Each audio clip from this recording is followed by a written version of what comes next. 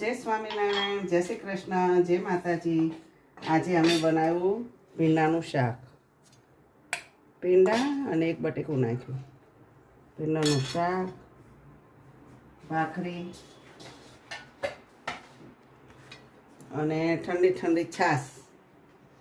આજ ભીંડાનું શાક છે ને એટલે જોડે છાશ અને સલાડ.